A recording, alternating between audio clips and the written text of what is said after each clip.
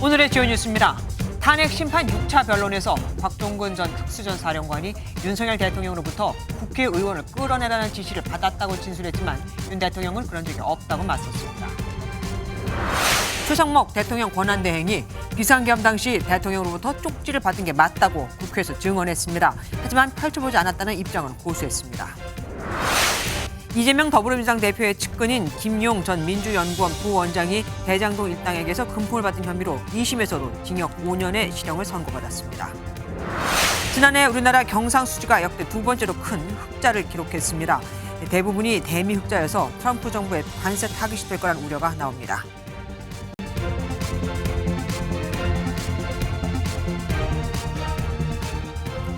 국회의원들을 끌어내라는 지시를 받았다. 비상계엄 당시 윤석열 대통령으로부터 이 같은 지시를 받았다고 국회에서 여러 차례 입장을 밝혔던 곽종근 전 특전사령관이 오늘 헌법재판소 탄핵 심판 증언대에 섰습니다. 앞서 진술을 회피하는 다른 사령관들과 달리 적극적인 태도를 보여온 만큼 오늘 어떤 발언을 할지 관심에 쏠렸는데요. 예상대로 헌재 재판정에서도 윤 대통령이 의결 정족수 등을 언급했다고, 그러니까 끌어내라고 하는 인물은 정확히 국회의원들이었다고 작심 발언을 쏟아냈습니다. 윤 대통령은 상식에 맞지 않는 이야기라며 직접 반박했습니다. 첫 소식 최희지 기자가 보도합니다.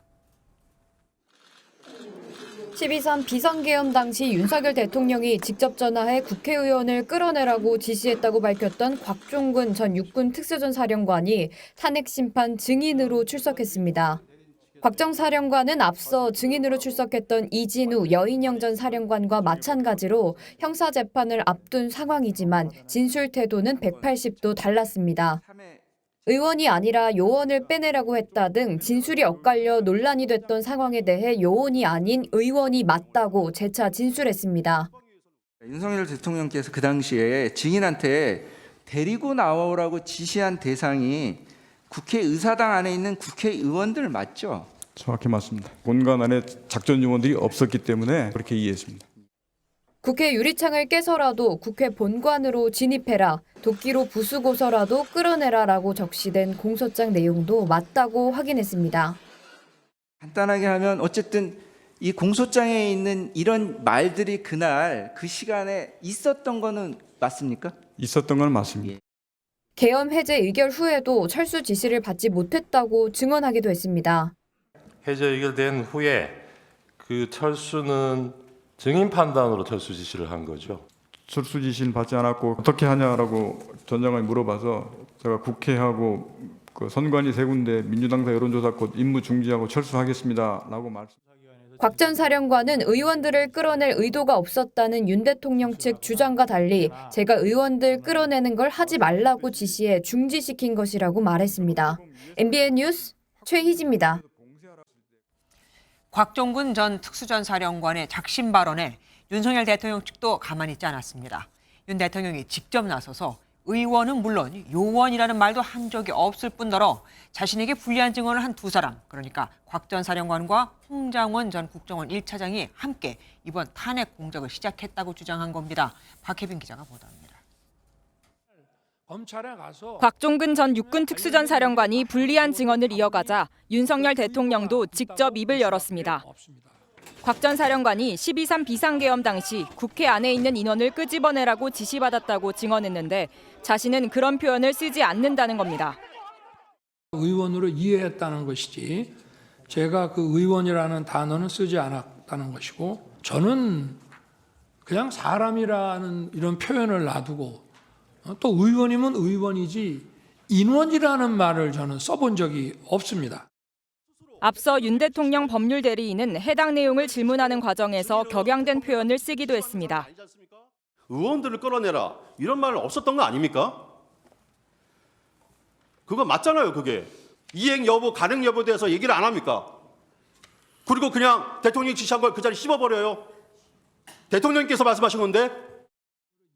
윤 대통령은 또 곽 전 사령관과 홍장원 전 국가정보원 1차장 때문에 탄핵 공작이 시작됐고 의도가 다분하다는 주장도 펼쳤습니다. 그저께 상황과 오늘 상황을 보니까 12월 6일 바로 이 홍장원의 공작과 12월 6일 우리 특전사령관의 김병주 TV 출연부터 바로 이 내란 프레임과 이 탄핵 공작이 저는 시작된 거로 보여지고요. 윤 대통령 측은 앞서 증인으로 출석한 김현태 707 특수임무단장에게 곽 전 사령관이 박범계 더불어민주당 의원과 친분이 있었냐고 묻기도 했습니다. MBN 뉴스 박혜빈입니다. 오늘 변론엔 곽종근 전 특수전 사령관의 부하였던 김현태 707 특임단장도 증인으로 출석했는데 여기서 150명이 넘으면 안 되니 국회에 빨리 들어가라는 지시를 받았다고 진술했습니다. 그런데 그 150명이 누구인지 지시가 누구로부터 나온 것인지는 몰랐다며 적법한 출동으로 생각한다고 답했습니다. 끌어내라는 지시는 받은 적이 없고요. 백대종 기자입니다. 12.3 비상계엄 엿새 뒤 국회에 투입돼 시민 등과 몸싸움을 하는 과정에서 부대원들이 자괴감을 느꼈다는 내용의 기자회견을 자청했던 김현태 특전사 707 단장. 탄핵 심판 증인석에서 당시 국회로 출동해 150명이 모이는 걸 막으라는 지시를 받았다고 밝혔습니다. 그때 전에서 제가 기억나는 거는 150명이 넘으면 안 된다고 하는데 들어갈 수 없겠냐는 식으로 좀. 비상계엄 해제 의결 정족수인 150명이 본회의장에 모이는 걸 막으라는 지시로 추정되는 부분입니다. 하지만 김 단장은 당시 150명이 국회의원을 의미하는 건 줄은 몰랐다고 강조했습니다. 150명 숫자에 대해서는 기억만 하는 거지 들어갈 수 있겠느냐의 단어에 포커스를 두고 사령관께 들어갈 수 없습니다라고 답변 드린 겁니다. 곽 전 사령관으로부터 끌어내라는 지시를 받은 적도 없다면서 국회 정문 확보란 명령을 이행했을 뿐이라는 주장을 반복했습니다. 어떤 봉쇄의 의미가 국회의원들 출입을 금지시키라는 것이나 이런 것들이 아니라 매뉴얼에 따라서 테러리스트 등 적대적 위협 세력으로부터 국회에 진입되지 못하도록 방어하라는 그런 개념이죠. 네, 맞습니다. 예. 출동 당시 헬기에 실탄을 챙겼지만 대원들에게 지급하진 않았고 케이블 타이도 출입문 봉쇄용으로 소지한 것이지 체포 용도는 아니었다고 선을 그었습니다. MBN 뉴스 백길종입니다. 지금까지는 12.3 비상계엄 당시 병력을 움직이거나 정치인 체포에 관여했다는 의혹을 받고 있는 인물들이 헌재 증언대에 섰었죠. 이번 6차 변론에는 박춘섭 대통령실 경제수석이 출석해 이번 계엄의 경제적 측면에 대해서 증언했습니다. 박 수석은 줄 탄핵과 예산 삭감이 계엄 원인이라고 답했습니다. 대통령과 같은 입장인 거죠? 이시열 기자입니다. 윤석열 대통령 측이 증인으로 신청해 채택된 박춘섭 대통령실 경제수석. 대통령실 참모 중에서는 처음으로 헌법재판소에 출석한 증인입니다. 윤 대통령 측은 야당의 국방, 에너지, 청년 일자리 정책 등 다양한 분야의 예산 삭감을 예산 폭거라 지칭하며 계엄의 정당성 입증에 주력했습니다. 예산 관련 업무 많이 하셨던 걸로 보이는데 이렇게 정부 예산안을 여야 합의 없이 일방이 단독 처리한 사례가 있었습니까? 예, 한 번도 없습니다. 헌정사에 처음 있는 사례입니다. 또 경제마비가 비상계엄의 원인으로 판단하는데 동의하느냐는 질문에는 줄탄핵과 예산 단독 삭감 등이 종합적으로 작용하지 않았나라고 답했습니다. 반대로 국회 측은 예산 관련 질의를 미루겠다며 곧장 비상계엄과 관련한 질문을 던졌습니다. 국회 측은 최상목 당시 경제부총리에게 전달된 쪽지를 제시하며 국가 비상입법기구 예상 편성에 대해 물었지만 박 수석은 무슨 의미인지 모르겠다며 답을 피했습니다. 야당의 예산안 감액을 국가 비상사태로 보면서도 윤 대통령이 지난해 11월 4일 진행된 예산안 시정연설에 참석하지 않았다고 지적하기도 했습니다. 증인신문이 끝나고 정청래 국회 탄핵소추위원장은 헌법에 예산 문제를 가지고 비상계엄을 선포하라는 규정은 없다고 주장한 반면 윤 대통령 측 윤갑근 법률대리인은 비상계엄 선포는 예산 삭감만이 원인이 아니라고 반박했습니다. MBN 뉴스 이시열입니다. 오늘 탄핵 심판에서 나오는 발언, 법조팀 현조 기자와 좀 더 파헤쳐 보겠습니다. 어서 오십시오. 국회의원을 끌어내라는 지시가 있었는지를 두고 곽종근 특전사령관과 윤석열 대통령이 정면으로 충돌한 겁니다. 누구 말이 맞을까요? 일단 지금껏 드러난 정황과 진술을 보면 누군가를 끌어내라 이런 지시가 있었다는 것은 사실로 보입니다. 네. 곽 전 사령관은 윤 대통령으로부터 국회 안에 있는 인원들을 끄집어내라 이런 지시를 받았다고 하는데 윤 대통령은 인원이라는 말을 쓴 적이 없다. 20명 안 되는 인원이 150명을 끌고 나오라고 하는 건 상식적으로 말이 안 된다 반박했죠. 검찰 공소장에는 총을 쏴서라도 문을 부수고 들어가서 문짝을 도끼로 부수고서라도 안으로 들어가서 다 끄집어내라 이런 구체적인 지시가 있었다고 적시돼 있습니다. 네. 앞서 다른 증인들도 비슷하게 말을 했는데요. 홍장원 전 국정원 1차장도 국회의원을 끌어내라는 지시가 있었다고 증언을 했고 이진우 수방사령관과 여인영 방첩사령관 또한 검찰 조사에서 비슷한 지시를 받았다고 진술했습니다. 네. 윤 대통령과 김용현 전 국방부 장관만 지시가 없었다고 부인하고 있는 상황이라 이 주장을 그대로 믿기는 어려워 보입니다. 그런데 오늘 윤 대통령이 공작이라는 표현까지 썼습니다. 이건 왜 나온 겁니까? 네, 윤 대통령은 두 번째 증인 신문이 끝날 무렵에 작심한 듯이 발언을 좀 쏟아냈습니다. 네. 그러면서 지난해 12월 6일부터 내란죄와 탄핵 공작이 시작됐다 이렇게 언급을 했는데요. 두 사람이 자신을 내란죄로 몰아가기 위해 프레임을 씌우고 있다 이런 취지로 해석이 됩니다. 네, 곽 전 사령관이 말하는 걸 보면 앞서 나왔던 다른 사령관들하고는 물론 전 사령관들입니다만 태도가 좀 다른 것 같습니다. 이유가 뭘까요? 네, 특수전사령부는 이 비상기염 당시에 말 그대로 선봉대 역할을 했습니다. 부대원들이 헬기를 타고 국회까지 이동을 하고 창문을 깨고 국회의사당 건물 안까지 진입을 하고 이런 장면이 모두 생중계가 되기도 했죠. 내란에 가담한 사실 자체를 부정하기는 어려우니까 그런 행위를 한 건 윤 대통령 때문이다라는 점을 부각하려는 전략으로 보입니다. 그리고 김현태 특임단장의 증언도 한번 살펴보겠습니다. 이 김 단장은 보면은 답변이 좀 모호한 게 많았습니다. 이거는 누구한테 유리할까요? 일단 증인 신문 때 탄핵 심판 청구인과 피청구인 측에서 각자 유리한 부분을 집중적으로 질문을 했습니다. 네네. 김 단장은 어느 한쪽에 맞춘 답변을 내놓지는 않았고 있는 그대로 답변을 한 것으로 보입니다. 김 단장은 국회의원을 끌어내라는 지시는 받은 적 없다며 윤 대통령에게 유리한 답을 내놓기도 했고 정족수로 추정되는 150명이라는 표현을 들었다 이런 표현을 해서 끌어내라는 지시가 있었던 정황을 간접적으로 확인해 주기도 했습니다. 그리고 오늘 증인들이 말하는 것과 김용현 전 장관이 말한 게 상충되는 게 꽤 있습니다. 어떤 거였습니까?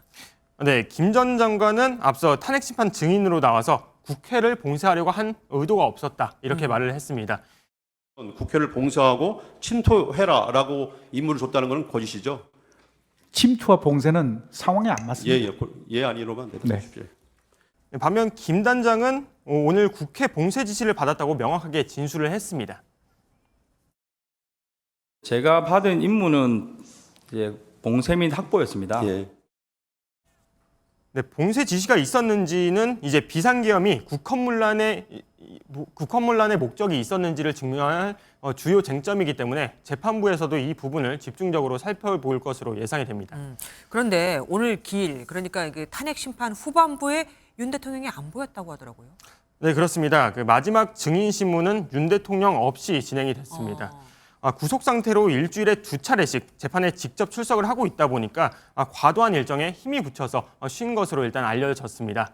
윤 대통령 법률 대리인단은 이와 관련해서 건강은 이상이 없다고만 짧게 설명했습니다. 네, 지금까지 현지호 기자와 함께했습니다. 고맙습니다.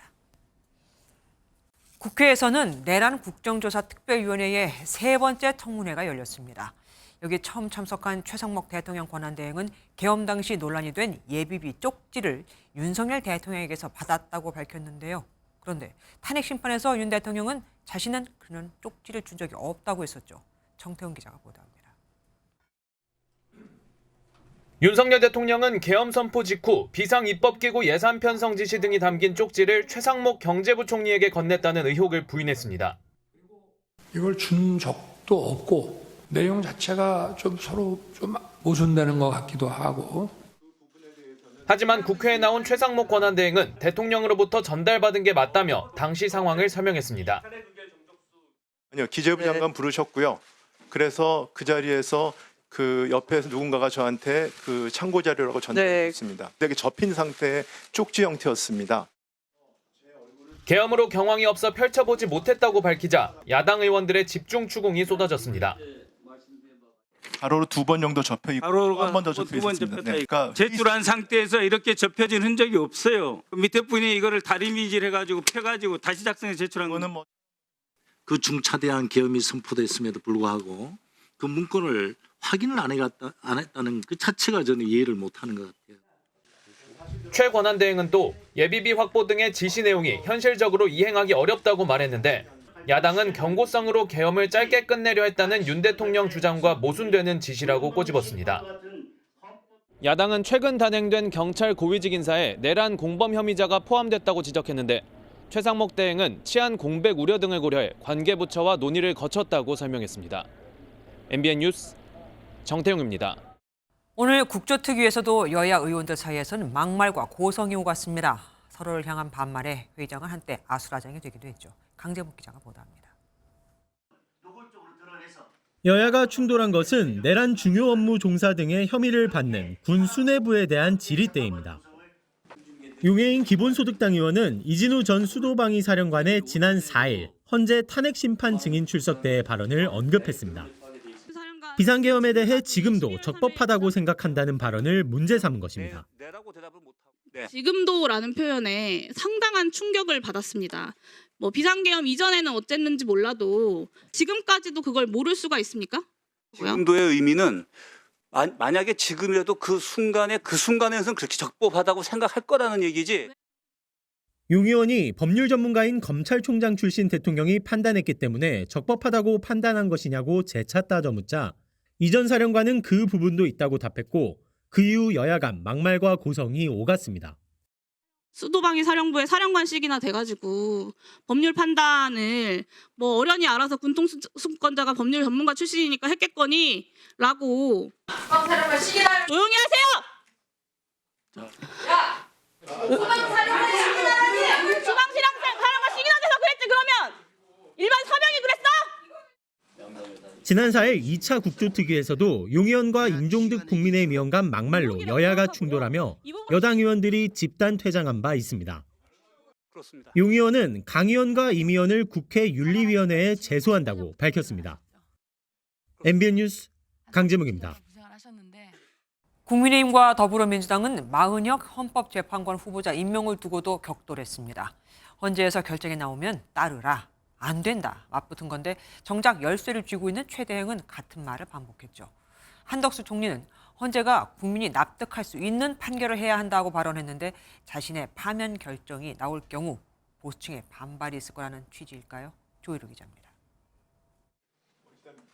국민의힘은 마은혁 헌법재판관 후보자의 정치적 성향을 문제 삼으며 여야 합의가 되지 않았기 때문에 임명이 부당하다고 주장했습니다. 마은혁 후보는 여야 합의가 되지 않은 후보라고 저는 판단하고 있는데 대행께서는 어떻게 생각하고 계십니까? 그 당시의 판단은 그 여야의 그 합의를 확인할 수 없었다는 게 제 판단이었습니다.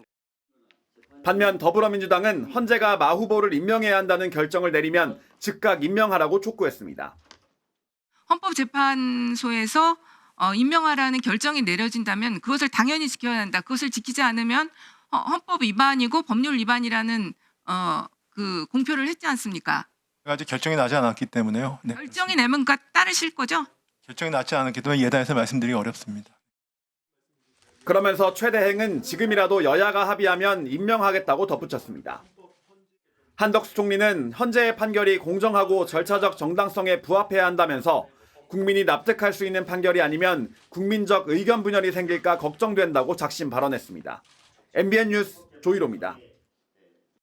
김용현 전 국방장관이 검찰에 자진 출석하기 전에 비화폰으로 검찰 수뇌부와 통화를 한 것으로 확인됐습니다. 그때는 이미 장관직을 내려놓은 뒤라 업무용 비화폰을 반납한 상태였는데 노상원 씨와 따로 통화를 했던 이 비화폰은 반납을 하지 않고 갖고 있었던 겁니다. 또 당시는 공교롭게도 경찰이 김 전 장관에 대한 압수수색 영장을 신청한 직후였습니다. 검찰이 김 전 장관의 신병을 먼저 확보하면서 어떤 대화가 오갔는지 의혹이 커질 수밖에 없겠죠. 장동건 기자입니다. 비상계엄 비선기획자로 지목된 노상원 전 정보사령관은 민간인 신분인데도 계엄 당일 비화폰을 사용했습니다. 김성훈 경호처 차장이 김용현 전 국방장관에게 지급했고 노 전 사령관에게 전달된 것으로 알려졌습니다. 계엄 해제 이후 노 전 사령관은 비화폰을 돌려줬지만 김 전 장관은 경호처에 반납하지 않았습니다. 지난해 12월 7일 김 전 장관은 해당 비화폰으로 검찰 수뇌부와 통화한 뒤 다음 날 검찰에 자진 출석했습니다. 그런데 검찰과 통화한 시점이 경찰이 김 전 장관에 대한 압수수색 영장을 신청한 직후로 알려지면서 논란은 커지고 있습니다. 당시 검경이 수사 경쟁을 벌이고 있던 만큼 통화에서 어떤 이야기가 오갔을지 의혹이 제기되고 있는데 검찰은 자진 출석을 설득한 것뿐이라고 해명했습니다. 자발적인 출석이 제일 중요한 사안이라서 설득이 제일 우선이다 했기 때문에 제가 직접 그러면 장관하고 통화를 해서 설득을 해보겠다. 일각에서는 최근 검찰이 김성훈 경호차장의 구속영장을 계속 반려하는 것이 비화폰 수사를 막기 위한 것 아니냐는 의혹이 나옵니다. 이에 대해 검찰은 김성훈 경호차장 수사와 비화폰 수사는 별개의 사건이라고 선을 그었습니다. 경찰은 통화 배경에 대한 수사를 검토하는 한편 비화폰이 노 전 사령관에게 전달된 경위에 대해서도 추가 수사할 계획입니다. MBN 뉴스 장동건입니다. 법원은 앞서 비상계엄에 연관된 인물들을 효율적으로 심리하기 위해 재판부 하나에 다 배당을 했죠. 재판부가 핵심 관계자인 군경 수뇌부 5인에 대한 형사 재판을 시작했습니다. 20일에 있을 윤석열 대통령의 첫 재판을 앞두고 향후 방향을 정리한 건데 이들은 국회 봉쇄가 아니라 치안 활동이었다 등등 재판정에서 모든 혐의를 다 부인했습니다. 박기영 기자입니다. 법원이 비상계엄 사태 핵심 군경 수뇌부들에 대한 재판에 돌입했습니다. 서울중앙지법은 오늘 조지호 경찰청장과 노상원 전 정보사령관 등에 대한 공판 준비기일을 열고 향후 심리 계획에 대해 논의했습니다. 내란 중요 임무 종사 혐의를 받는 피고인들은 재판정에서 검찰의 공소 사실을 전면 부인했습니다. 조 청장 측은 국회 봉쇄 혐의에 대해 경찰청장으로서 치안 활동을 한 것이라며 오히려 범죄 실현을 막아냈다고 주장했습니다. 비상계엄을 사전 모의했다는 혐의를 받는 노 전 사령관 측도 기본적으로 내란죄가 성립되지 않는다는 입장이라고 밝혔습니다. 이어 두 번째로 열린 공판 준비기일에 직접 출석한 김용현 전 장관은 검찰의 긴급 체포 자체가 불법이라며 구속 취소 청구와 보석 재신청 계획을 전했습니다. 구속 자체가 시작이 잘못되었기 때문에 구속 취소를 구한다. 그리고 보석을 다시 청구하겠다라는 취지를 재판부에 전달했습니다. 검찰은 비상계엄 사건 관련해 4만 쪽 분량의 증거를 제출하고 예상되는 증인 수만 520명에 달한다고 밝혔습니다. 재판부는 오는 20일 있을 윤석열 대통령의 공판 준비기일을 지켜본 뒤 사건 병합 여부를 결정하고 본격적인 변론에 나설 계획입니다. MBN 뉴스 박규원입니다. 지지율에 안심이 됐던 걸까요?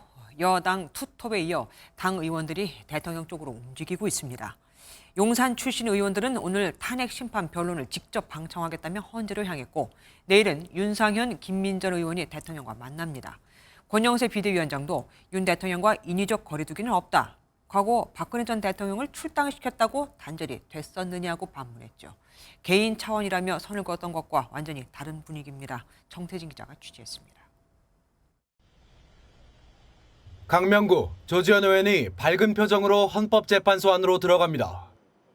여당에서는 처음으로 용산 대통령실 출신 두 사람이 윤 대통령 탄핵 심판을 방청하기 위해 헌재를 찾은 겁니다.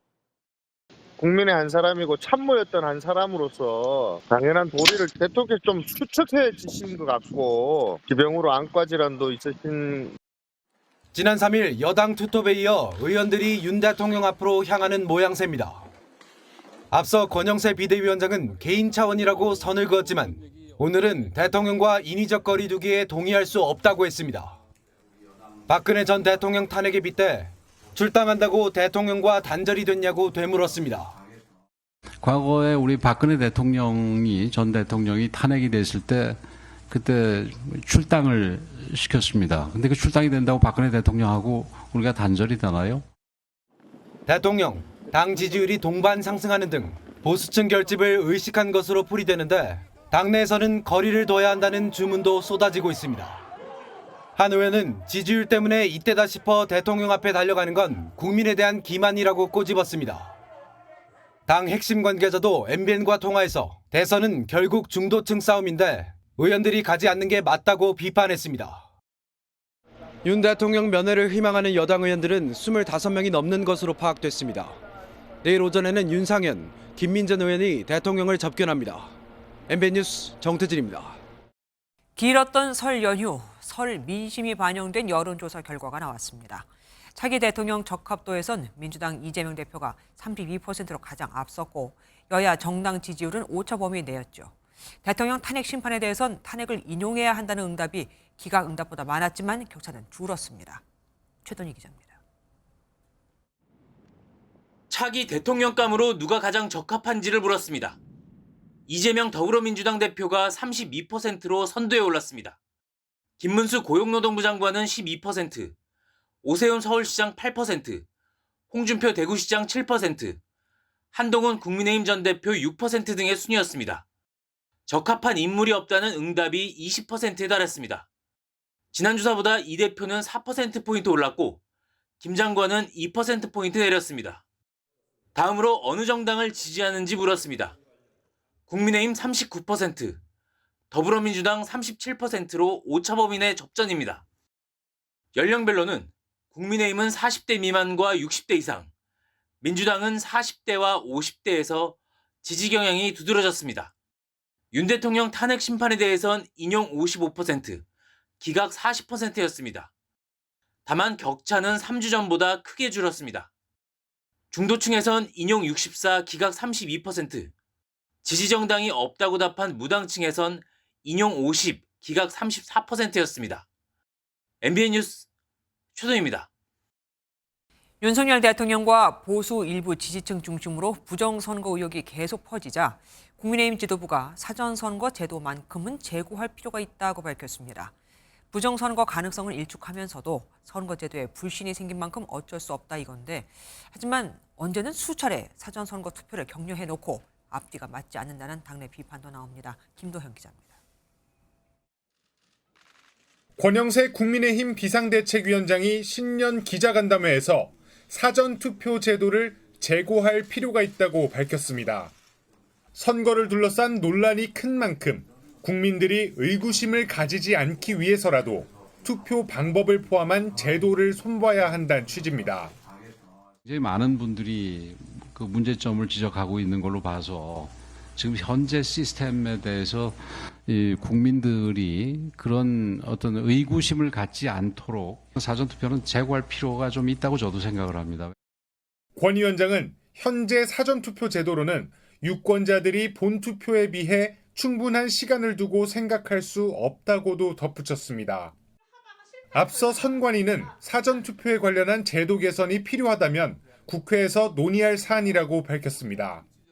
이런 신뢰가 보장이 안 된다면 적어도 변형을 해서 사전투표를 폐지하지 않더라도 제도 개선 차원에서 마련을 해야 된다는 부분에 대해서는 적극적으로 동의를 하는데, 여당이 중도층을 겨냥해 부정선거론에는 선을 그으면서도 사전투표 제도 개선을 내걸며 지지층 달래기에 나섰다는 분석이 나옵니다.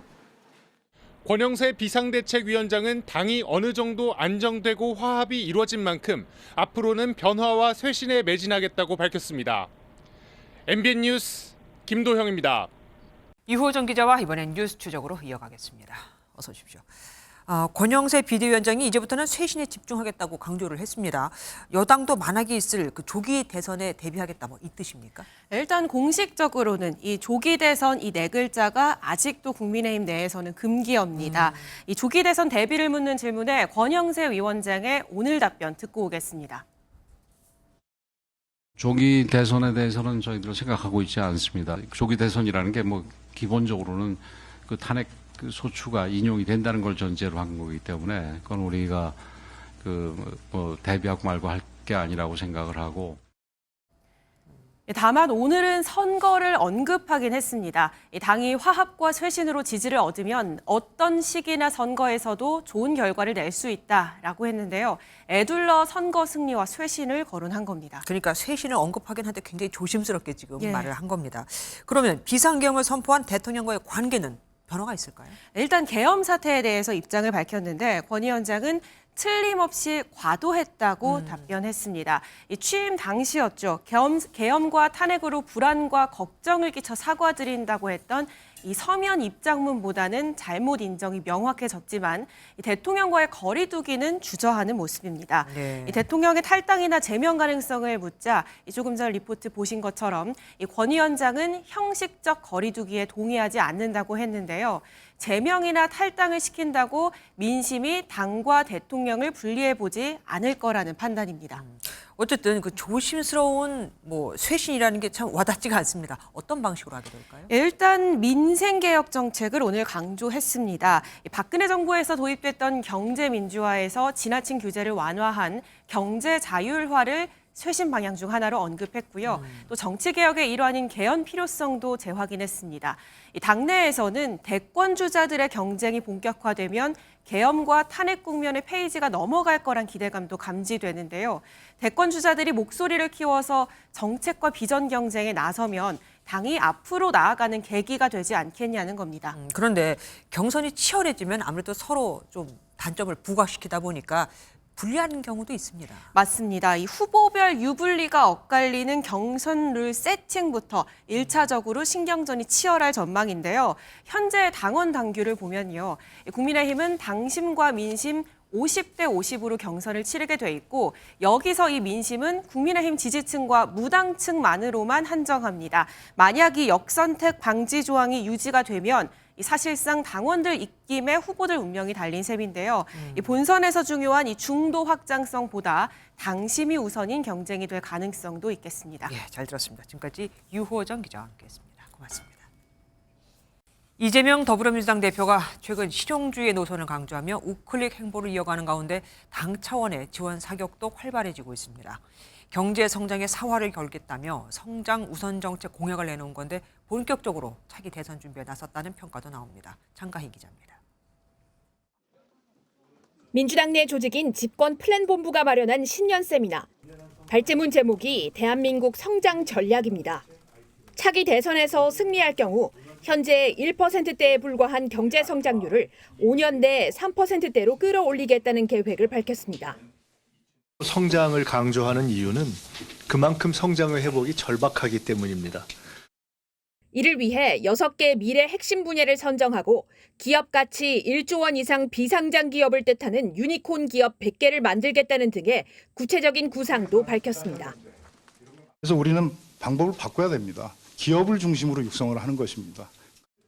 당의 전통 가치인 복지와 분배를 위해서라도 우선 성장이 필요하다는 점도 강조했습니다.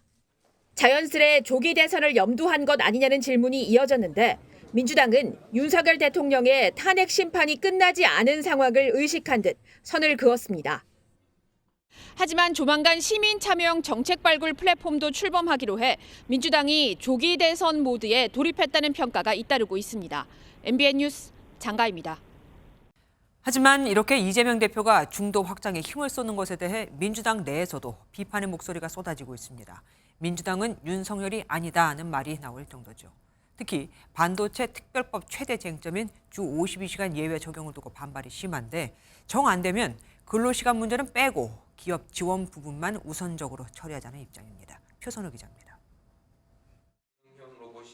이재명 대표의 우클릭 행보 속에 반도체 특별법 최대 쟁점인 주 52시간 예외 적용 결정을 두고 당내에서 우려가 쏟아졌습니다.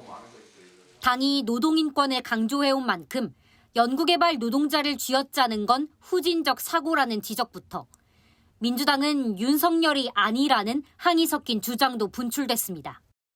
당 정체성을 연일 강조한 김동연 경기도지사도 이 같은 주장에 동의를 나타내기도 했습니다. 갈등이 확산하는 모양새가 되자 당이 진화 작업에 나섰습니다. 쟁점 사안에 대해 관련 상임위 의원들과 활발히 논의를 하고 있다고 설명했습니다. 우선 합의된 사항을 먼저 처리하자는데 이견이 없습니다. 접점이 큰 틀에서 형성되어 있고 그렇게 정리되면 될 문제다. 이견이 큰 근로시간 문제를 제외하고 반도체 특별법을 우선 처리하자는 입장이 모였다며 민주당의 정책은 좌우 이념에 따라가지 않는다고도 강조했습니다. 이재명 일극체제 비판에 더해 최근 우클릭 행보에 대한 당내 불만이 표출되면서 통합을 위한 이 대표 고심도 깊어질 것으로 보입니다. MBN 뉴스 표선우입니다. 그간 탄핵 심판, 청문회 등으로 잠시 잊혀졌던 특검 문제, 더불어민주당이 다시 이 특검을 입에 올렸습니다. 이번엔 기존에 추진하던 김여사 특검법에서 국민의힘 대선 경선 당시의 여론 조작이나 공천 개입 의혹 등을 따로 떼어내 명태균 특검법을 추진하겠다고 밝혔습니다. 강영호 기자가 보도합니다. 이번 명태균 특검법은 앞서 추진했던 김 여사 특검법의 수사 대상 중 명태균 씨 관련 의혹만 따로 떼어낸 겁니다.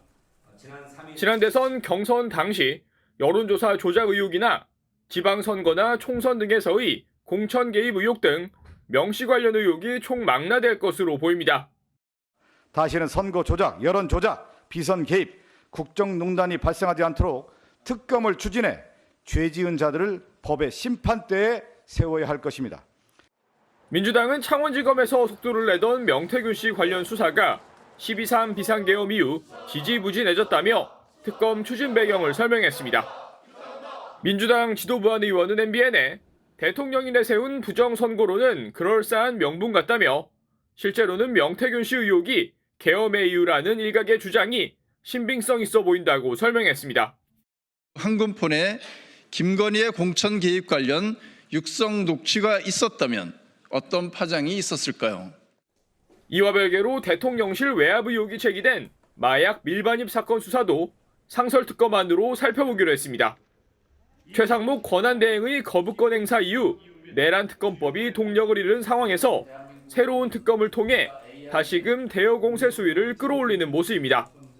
이런 가운데 2021년 서울시장 보궐선거 당시 명 씨로부터 도움을 받았다는 의혹을 받는 오세훈 서울시장은 창원지검의 신속한 수사를 촉구하는 의견서를 제출했습니다. MBN 뉴스 강용호입니다. 이재명 더불어민주당 대표가 최측근이라고 칭했던 김용 전 민주연구원 부원장이 정치자금법 위반 등 혐의로 2심에서 1심과 같은 징역 5년을 선고받았습니다. 남욱 변호사로부터 대선 경선 자금 명목 등으로 8억 원을 받은 혐의가 그대로 인정된 겁니다. 최민성 기자가 보도합니다. 정치자금법 위반 혐의 2심 선고를 받으러 서울고법에 출석한 김용 전 민주연구원 부원장. 지난 항소심 재판한 10개월 동안에 다 밝혔고 또 이미 또 사실은 1심에서도 밝혔습니다. 그래서 선고받고 나와서 소상하게 말씀드릴게요. 네. 무죄를 확신하는 모습이었지만 소감을 밝힐 수 없게 됐습니다. 2심 재판부가 김 전 부원장에게 1심과 같은 징역 5년을 선고했고 보석 석방 중이었던 김 전 부원장을 다시 법정 구속했기 때문입니다. 김 전 부원장은 이재명 더불어민주당 대표가 대선 예비 경선에 참여하던 지난 2021년 대장동 민간업자인 남욱 변호사로부터 대선 자금 8억여 원을 받은 혐의로 재판에 넘겨졌습니다. 남 변호사가 준 돈은 유동규 전 성남도시개발공사 기획본부장을 통해 김 전 부원장에게 전달됐는데 1심에 이어 2심에서도 혐의 대부분이 인정됐습니다. 2심 재판부는 돈을 건네는 과정을 밝힌 유 전 본부장의 진술 대부분이 신빙성이 있다고 봤습니다. 반면 돈을 줬다고 지목된 장소에 없었다는 근거로 김 전 부원장이 제시한 구글 타임라인 위치 정보는 기록이 정확하지 않은 만큼 증거로 인정되지 않았습니다. 선고 직후 판사님 10개월 동안 뭐 했느냐며 소리치기도 한 김 전 부원장은 상고하겠다는 뜻을 밝혔습니다. 함께 기소된 남 변호사는 1심과 같이 징역 8개월을, 유 전 본부장은 무죄를 선고받았습니다. MBN 뉴스 최민성입니다. 이재명 민주당 대표 측근의 재판이자 대장동 관련 사건의 항소심 재판인 만큼 오늘 결과에 관심이 많이 쏠렸었는데 또 유죄가 나온 거죠. 앞으로 이재명 대표의 재판과 수사에는 어떤 영향을 미칠까요? 법조팀 이혁재 기자와 알아보겠습니다. 어서 오십시오. 가물가물합니다. 먼저 김용 전 부원장과 이 대표의 관계부터 좀 설명을 해주시죠. 네, 아무래도 이 대표의 최측근이라고 표현할 수 있을 것 같습니다. 네. 이 대표는 과거 대장동 개발 의혹이 불거졌을 때 정진상 전 더불어민주당 대표 정무조정실장과 김용 전 민주연구원 부원장을 측근으로 꼽는 발언을 직접 하기도 했는데요. 네. 김 전 부원장에 대해서는 자신의 분신이다 이렇게 표현하기도 했는데 먼저 한번 들어보시죠. 정말로 유용한 사람이다. 제 분신과 같은 사람이어서 앞으로 큰 성과를 만들어낼 아주 유용한 제목이다라는. 네, 이처럼 김 전 부원장은 과거 이 대표 선거 캠프에서 대선 자금 조달 및 조직 관리 등의 업무를 맡기도 했었는데요. 네. 이 대표가 김 전 부원장의 불법 정치자금 변론에 관여했다는 정황을 검찰이 확보한 점도 좀 살펴보니 두 사람의 관계가 어떤지 유추해 볼 수 있을 것 같습니다. 김 전 부원장 변호인들이 들어가 있는 텔레그램 대화방에 이 대표가 참여해서 재판 상황을 공유받고 변론 방향을 제시한 정황으로 전해지고 있습니다. 그러니까 항소심에서 유동규 전 본부장의 진술 신빙성을 지금 인정을 한 겁니다. 그런데 이 대표 재판에도 유동규 전 본부장이 계속 등장을 하잖아요. 그럼 영향을 미치겠네요.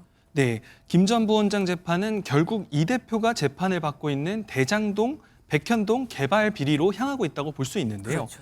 유동규 전 성남도시개발공사 기획본부장이 김 전 부원장에게 돈을 전달할 때 상황 등을 상당히 구체적으로 진술했고 1, 2심 재판부가 이를 인정한 상황입니다. 이 대표가 받고 있는 대장동 개발 비리 재판에서도 이 대표에게 불리한 유 전 본부장의 진술이 인정받을지가 관건이 될 것으로 보입니다. 또 유 전 본부장은 이미 이 대표의 선거법 재판에서도 이 대표가 고 김문기 전 성남도시개발공사 개발 1처장을 모를 리 없다는 취지의 증언들을 해왔는데요. 2심에서도 이 진술 신빙성을 따져볼 텐데 이 대표 입장에서는 부담으로 작용할 것으로 보입니다. 검찰은 이 대표가 대장동 일당이 428억 원을 그러니까 주기로 약속받았다고 보고 수사를 하고 있는 거 아니겠습니까?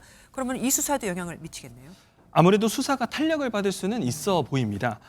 검찰은 김 전 부원장이 받은 돈이 이 대표가 대장동 일당에게 특혜를 주고 약속받았던 이 428억 원에 포함되어 있는 금액 아닌가 의심을 하고 있는 건데요. 네. 김 전 부원장이 이 대표와 워낙 가까운 사이이기 때문이죠. 이른바 이 대표의 428억 약정설은 증거가 부족하다는 이유로 검찰이 재판에 넘기지 않고 아직 수사가 진행 중입니다.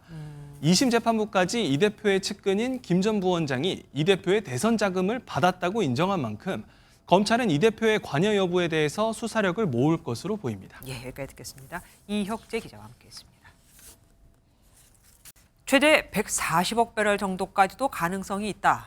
동해 석유 가스전의 매장 가치는 삼성전자 시가총액의 5배 수준이라더니 동해 심해 시추를 위한 대왕고래 프로젝트가 사실상 무산됐습니다. 1차 시추 결과 경제성이 없어 추가 시추가 필요 없다는 결론이 나왔거든요. 다만 정부는 마귀 상어 등 다른 광구들에 대한 시추는 계속해서 도전할 거라고 합니다. 고정수 기자입니다. 동해 심해가스전 탐사를 위해 한국에 온 시추선 웨스트카펠라호는 47일간 1차 시추를 진행했습니다. 유망구조 7곳 중 하나로 포항 앞바다로부터 약 40km 떨어진 대왕고래에서 석유, 가스 매장 가능성을 확인해 본 겁니다. 그러나 분석 결과는 실망스러웠습니다. 매장량이 최대 140억 배럴에 달할 것이란 기대와는 거리가 멀었습니다. 산업통상자원부 고위 관계자는 가스 징후가 일부 있었다는 점을 확인했지만 경제성을 확보할 만한 수준은 아니었다고 밝혔습니다. 발표 당시 매장량 가치가 삼성전자 시총의 5배에 달한다고 비유한 것에 대해서도 유감을 표했습니다. 산업부는 다만 석유 시스템 구조는 양호하다며 계획대로 해외 기업 투자 유치 등 2차 시추를 위한 절차에 들어갈 방침입니다. 여러 가지 조강제도라든지 제도 개선을 동시에 추진을 해야 되고요. 또 제가 심해가스전 경험이 없기 때문에 일정 부분의 해외 투자도 필요할 것으로 보고 있습니다. 하지만 지난해 민주당이 대왕고래 예산을 전액 삭감한 데 이어 1차 시추도 실패로 돌아감에 따라 추가 탐사를 위한 정부 재원 확보는 더 어려울 전망입니다. MBN 뉴스 고정수입니다. 지옥이 된 요양원 그 세 번째 순서입니다. 그간 요양원에서 벌어지는 노인 학대와 방치 실태 그리고 그런 일이 반복될 수밖에 없는 법정 인력 기준의 한계를 지적해드렸었는데 지금부터는 이런 열악한 현실을 핑계 삼아 일상적으로 또 습관적으로 학대를 일삼는 요양원의 실태를 전해드리려고 합니다. 그곳에서 근무했던 사람들이 MBN에 참혹한 현실을 직접 알려왔습니다. 최은미 기자가 취재했습니다. 휠체어에 앉아있는 할머니 주변에서 분주하게 움직이는 요양보호사들. 이내 들고 있던 끈을 길게 늘어뜨리고 할머니 휠체어를 기둥에 꽁꽁 묶습니다. 얼마 뒤 보다 못한 다른 할머니가 지나가던 공익근무 요원에게 끈을 풀어주라 요구하고 요원이 끈을 풀어주자 요양보호사가 다시 나타나 원래대로 묶어놓습니다. CCTV를 보고 요원에게도 제가 확인을 했어요. 뭐라고 하셨느냐. 그랬더니 그거 풀면 어떡해. 어르신이 또 난리친다. 다시 묶어라. 그래서 요원은 조금 이렇게 옆으로 비켜있다가 같이 도우면서 묶는 장면이에요. 이곳의 밤은 더 처참합니다. 요양원 생활실 미닫이 문 손잡이가 꽁꽁 묶여 있습니다. 매듭을 따라가 보니 밀어서 열 수 없도록 밥솥 레일 선반에 단단히 연결돼 있습니다. 아침에 갔더니 끈을 이렇게 묶어놨었어요. 이런 끈으로 밖에서 잠근 거예요. 그 안에 어르신 2분을 가둬둔 거예요. 주방 서랍을 열었더니 온갖 끈하고 스카프, 묶을 수 있는 모든 끈이 엄청 많이 들어있었어요. 문을 연 모습. 내부 화장실 문도 단단히 묶여 있고 입구는 얇은 매트리스를 세워 나오지 못하게 막아놨습니다. 저렇게 매트리스를 안 하면 어르신이 밤새 문을 두드려요. 그러면 시끄러워서 또 잠을 깨고 귀찮아지니까 문에 아예 접근을 못하도록 저렇게 매트리스로 막아놓은 거예요. 휠체어 결박을 풀려고 버둥거리다 손등에 멍이 들고 누워만 있는 노인들의 자세를 바꿔주지 않아 발꿈치는 물론 꼬리뼈까지 욕창으로 썩어 들어가는 일도 있습니다. 이들은 학대 사실을 알게 된 뒤 원장에게 보고했지만 아무것도 달라지지 않았다고 말했습니다. 입막음을 당했어요. 너는 아무것도 모르는 거야. 누가 와서 무슨 말을 하든 너는 아무 말도 하지 말고 너는 모른다고 해라고 했고 저는 모른다고 할 수밖에 없었어요. 경찰은 이 요양원의 원장과 요양보호사들을 노인복지법 위반과 감금 혐의로 지난달 검찰에 송치했습니다. 하지만 재판은 아직 시작되지도 않았고 기관에 대한 행정처분 역시 판결 후에야 내릴 수 있어 이곳은 여전히 성업 중입니다. MBN 뉴스 최은미입니다. 오전만 해도 구름 한 점 없었는데 오후 들어 갑자기 내린 눈으로 당황한 분들 많죠. 눈이 잠시 내리다가 그친 덕에 많이 쌓이진 않았지만 밤부터 기온이 뚝 떨어질 예정이라 이 눈이 녹아 언 빙판길이 우려됩니다. 강세영 기자입니다. 검은 아스팔트가 보이던 도로에 눈이 쏟아지더니 순식간에 새하얗게 변합니다. 시민들은 눈을 피해 발걸음을 재촉하고 고양이들은 온기가 나오는 맨홀에 모여 겨우 몸을 녹여봅니다. 오전까지 맑던 하늘이 점점 흐려지더니 오후 들어 눈이 쏟아졌습니다. 서쪽에서 다가온 따뜻한 공기와 북쪽에서 내려온 차가운 공기가 만나 작지만 강한 눈구름대를 만들어 소나기처럼 눈이 내린 겁니다. 지금 너무 눈도 내려가지고 눈을 어떻게 써요. 집은 이제 지하철로 가려고. 쌓이고 나서 이제 굳으면 또 미끄러워가지고 좀 조심해서 가야 될 것 같아요. 서울의 적설량은 3cm 정도로 내린 눈의 양은 많지 않지만 문제는 추위입니다. 밤부터 기온이 뚝 떨어지며 도로 곳곳이 빙판으로 변할 것으로 보입니다. 내일 서울의 최저 기온은 영하 12도고 낮에도 영하 6도에 머물며 얼음이 쉽게 녹지 않을 전망입니다. 호남과 충청권 일부 지역엔 내일까지 20cm가 넘는 눈이 예보돼 있습니다. 서해상에서 발달한 저기압이 남하하며 금요일 오후까지 충청과 전라권을 중심으로 많은 눈이 내리겠고 특히 호남권엔 이미 많은 눈이 내린 상태라 피해가 없도록 대비가 필요합니다. MBN 뉴스 강세현입니다. 일본엔 12시간 만에 12cm도 아니고 무려 120cm라는 기록적인 눈이 쏟아졌습니다. 요즘 이렇게 동북아시아 지역이 춥고 또 눈이 많이 오는데 그 이유가 북극이 따뜻해져서입니다. 북극은 예년보다 무려 20도 이상 기온이 올랐거든요. 북극이 더워지면 우리가 추워지는 이유, 이상혁 기자가 알아봤습니다. 집 문을 여니 사람 키만큼 눈이 쌓여 있습니다. 눈에 파묻힌 자동차는 형체를 알아보기 어렵고 집 앞에 쌓인 눈 위로 몸을 던지자 움푹 들어가 보이지 않습니다. 지난 4일 일본 홋카이도 오비히로에 12시간 만에 눈이 120cm가 쌓여 일본의 최고 강설량 기록을 경신했습니다. 이전 최고치보다 30cm 가까이 늘었습니다. 기상학자들은 지구온난화가 폭설과 한파의 원인일 수 있다고 지목합니다. 유럽연합의 코페르니쿠스 기후변화연구소는 최근 북극 온도가 1991년에서 2020년 평균보다 20도 이상 높게 관측됐다고 발표했습니다. 현재 북극의 기온은 영하 4도 안팎으로 올라 우리나라와 큰 차이가 없을 정도입니다. 북대서양의 뜨거운 수온으로 발생한 기류가 북극권까지 침범한 탓에 북극에 찬 공기가 동북아시아 지역으로 밀려나는 일종의 풍선 효과가 일어났습니다. 고수온 때문에 뜨거운 공기가 많이 생기고 북극권에는 상공기세력이 약해지다 보니까 풍선 효과가 강하게 나타나기 때문이다. 이렇게 생각하면 되는 거예요. 북극이 1979년 이후 지구 평균보다 4배가량 빠른 속도로 따뜻해지고 있다는 점도 우려되는 대목입니다. 전문가들은 얼음이 녹으면 태양의 빛을 반사하는 양이 줄어 기온이 더 올라갈 수 있다고 전망했습니다. MBN 뉴스 이상엽입니다. 트럼프 대통령의 가자 지구를 점령하고 관광 도시로 개발하겠다는 구상이 엄청난 후폭풍을 몰고 오고 있습니다. 백악관이 가자 지구에 미군을 투입한다는 게 아니라고 진화에 나섰지만 중동 국가들의 반발은 물론 서방 국가들도 비판에 가세했고 미국 민주당에서는 탄핵을 추진해야 한다는 주장까지 나왔습니다. 워싱턴에서 강영구 특파원이 전해왔습니다. 트럼프 대통령의 가자 지구 점령과 개발 발언이 거센 반발을 불러일으켰습니다. 특히 미국 민주당의 엘그린 하원 의원은 이 구상이 사실상 인종 청소라며 탄핵소추안을 발의하겠다고 주장했습니다.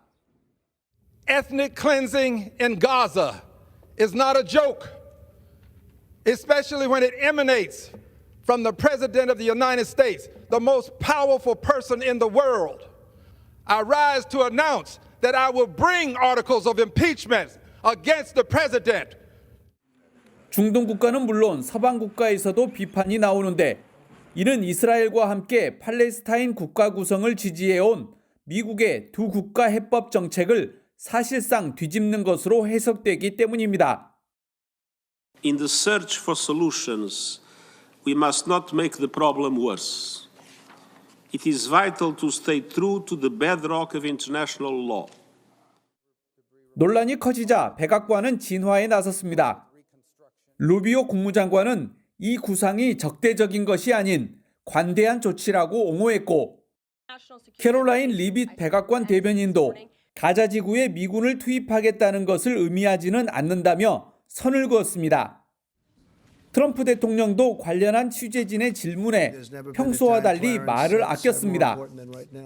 This is a great day. Can we ask about your Gaza proposal? A lot of people are talking about, obviously. Everybody loves it, but this is just not the right time. But we'll maybe do something later.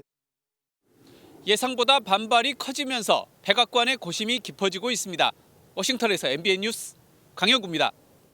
지난해 우리나라가 역대 두 번째로 많은 경상수지 흑자를 기록했습니다. 그런데 웃을 수가 없습니다.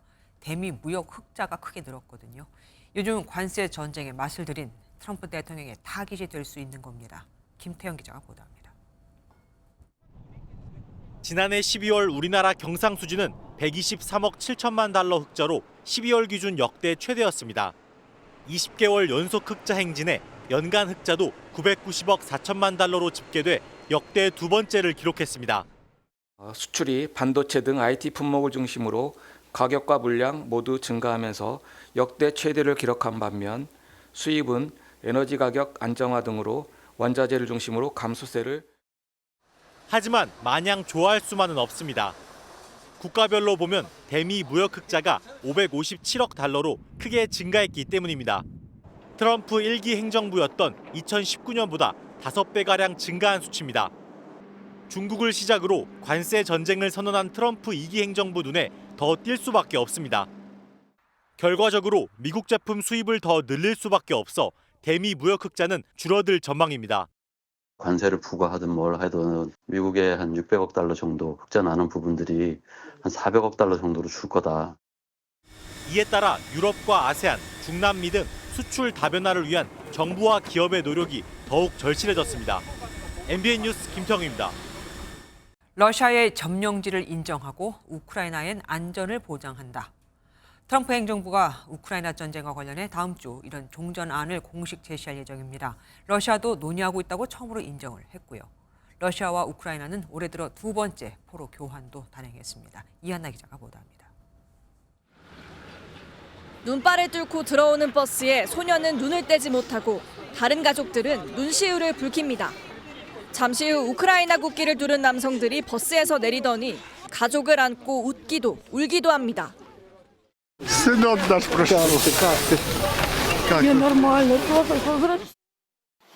러시아와 우크라이나가 아랍에미리트의 중재 아래 포로 교환을 단행해 각각 150명의 포로가 가족의 품으로 돌아갔습니다. 올해 들어 두 번째 포로 교환입니다. 도널드 트럼프 미국 대통령이 취임하면 우크라이나 종전에 속도를 내겠다던 방안도 가시화되고 있습니다. 트럼프 행정부가 다음 주 열릴 독일 뮌헨 안보회의에서 우크라이나 종전 청사진을 제시하겠다는 구체적 계획을 언급한 건데 러시아군의 점령지를 놔둔 채로 우크라이나의 안전 보장을 제공한다는 게 골자입니다. 러시아도 미국과 종전 논의를 하고 있다고 처음 인정하면서 종전 협상 개시가 머지 않았다는 분석이 제기되고 있습니다. Контакты по линии отдельных ведомств действительно есть. И в последнее время они интенсифицируются. 다만 우크라이나가 나토 가입을 전제로 하지 않은 영토 양보안은 거부하고 있는 상황에서 미국이 어떻게 이견을 좁힐지가 이번 협상의 관건이 될 것으로 보입니다. MBN 뉴스 이한나입니다. 군 부대 간부 행세를 하면서 물건을 대량으로 주문하거나 예약한 다음 막상 날짜가 다가오면 훈련 중이라는 핑계를 대면서 나타나지 않는 사례가 속출하고 있습니다. 단순히 장난을 치거나 골탕을 먹이려는 게 아니라 또 다른 사기 수법까지 숨어 있다는데요. 이미 피해 신고된 것만 220여 건, 피해 금액은 19억 원에 달합니다. 그런데 아직 주범도 잡히지 않은 상태입니다. 장진철 기자입니다. 지난달 20일 강원도 춘천의 한 수건 대리점에 수건 200장을 제작해달라는 전화 주문이 들어왔습니다. 이제 21사단의 이제 김민재 중사라고 이제 소속과 성명을 밝히고 다른 이제 군부대에서 이제 주문 들어오듯이 이렇게 자연스럽게 이제 그렇게 들어와서 의심 없이 이제 물건을 찾아가기로 약속한 바로 전날 갑자기 훈련을 나오는 바람에 날짜를 지키기 어렵다고 합니다. 그러면서 훈련 마치는 대로 수건 대금과 함께 줄 테니 전투 식량 대금 900만 원을 대신 송금해달라고 부탁합니다. 이렇게 편의를 봐주면 수고비 쪼로 200만 원 정도 웃돈을 얹어주겠다고 제안합니다. 머뭇거리는 사이 전투식량 업체의 직원이라는 사람이 메신저를 통해 말을 걸어오고 사업자 등록증까지 보냅니다. 실제 존재하는 업체의 사업자 등록증이었지만 찜찜한 마음에 부대에 전화를 했습니다. 21사단 자체에는 이제 김민재 중사라는 사람이 이제 없다는 걸로 보내준 이제 명함이라던가 이제 이런 게 좀 어설프게 뭐 대표 번호도 없이 사기 일당이 주문한 수건 200장입니다. 이렇게 수건에는 문구까지 적혀져 있어 다시 팔 수조차 없습니다. 지난해 6월 강원 인제의 한 정육점은 대량의 고기를 구매하는 대신 캐비어와 와인을 소개하는 업체에 구매해달라고 속여 1,780만 원을 가로챘습니다. 지난해부터 군 간부를 사칭한 신종 사기 피해 신고는 226건, 금액만 19억 원에 달합니다. 수백만 원부터 많게는 수천만 원에 달하는데 피해자는 모두 군부대 인근 상인이었습니다. 경찰은 지난해 12월 국내에서 활동한 자금 수거책 등 6명을 검거했습니다. 하지만 총책 등 주요 조직원은 해외에 있다 보니 보이스피싱을 닮은 범행이 군부대 주변에선 계속되고 있습니다. MBN 뉴스 장진철입니다. 스포츠 뉴스입니다. 최근 미국에서 태권도 외교를 하고 돌아온 이동섭 국기원장이 오는 5월 미국 백악관에서 태권도 공연이 열린다고 밝혔습니다. 트럼프 대통령 참석도 요청할 거라네요. 이규현 기자입니다. 최근 트럼프 대통령 취임식에 초청을 받은 이동섭 국기원장은 4년 전에도 트럼프 대통령을 만나 명예단증을 선물하는 등 태권도를 매개로 끈끈한 인연을 이어가고 있습니다. 미국의 대통령이 세계 대통령이 대한민국의 태극기를 달고 태권도가 마샤라트 중에서 세계에서 최고다. 엄지척을 했어요. 그래서 저는 우리 국격과 우리 국기 태권도 유상을 세계에서 알렸다. 이 원장은 트럼프 대통령과의 친분을 발판 삼아 지난 2023년 광화문에서 선보인 태권도 퍼포먼스 행사 태권도 한마음 대축제를 오는 5월 미국 백악관에서 열 계획이라고 밝혔습니다. 그 하얀 두 벌 입고 아마 백악관에서 가장 과간이 않을 겁니다. 그때 대통령께서 아마 최소한 제가 대통령을 초청할 예정인데 나오시지 않겠나. 최소한의 손을 흔들 걸 생각이 듭니다. 국내에서만 열리던 전 세계 태권도인의 축제 세계 태권도 한마당도 올해 7월 사상 처음으로 미국 캘리포니아에서 열리며 더 많은 외국인들을 끌어모을 계획입니다. 이 원장은 미국에서 열리는 굵직한 행사들을 통해 국기 태권도가 민간 외교의 천병 역할을 수행하겠다고 다짐했습니다. 우리 국격이 올라가고 국익이 창출되는 그런 시너지 효과를 내야 된다고 생각하고요. 국교는 민간 외교관으로서 또 저는 또 선봉장으로 열심히 하겠다는 말씀 드리겠습니다. MBN 뉴스 이규현입니다. 내일 출근길에는 가급적 대중교통을 이용하시는 편이 좋겠습니다. 현재 중부지방을 중심으로 대설특보가 발효 중인 가운데 강하고 많은 눈이 집중되고 있는데요. 이 눈은 밤사이 전국으로 확대되겠습니다. 특히 중부와 전라권을 중심으로 많은 눈이 예보됐습니다. 예상 적설을 보시면 호남권에 25cm 이상, 충청권에도 20cm 이상, 서울에 3에서 8cm의 많은 눈이 내려 쌓이겠습니다. 이 눈은 내일 오전 수도권부터 차츰 그치겠습니다. 맹추위는 여전합니다. 현재 중부와 경북 북부를 중심으로는 한파 경보가 내려져 있고요. 찬바람이 강해서 체감온도는 실제 기온보다 5도가량 더 낮겠습니다. 자세한 지역별 내일 기온 보시면 서울이 영하 12도, 춘천은 영하 10도 예상되고요. 남부지방 아침 기온도 전주가 영하 7도, 대구 영하 4도로 춥겠습니다. 오는 주말에도 영하 10도 안팎의 강추위는 계속되겠고요. 다음 주는 돼서야 기온이 차츰 오를 전망입니다. 내셨습니다.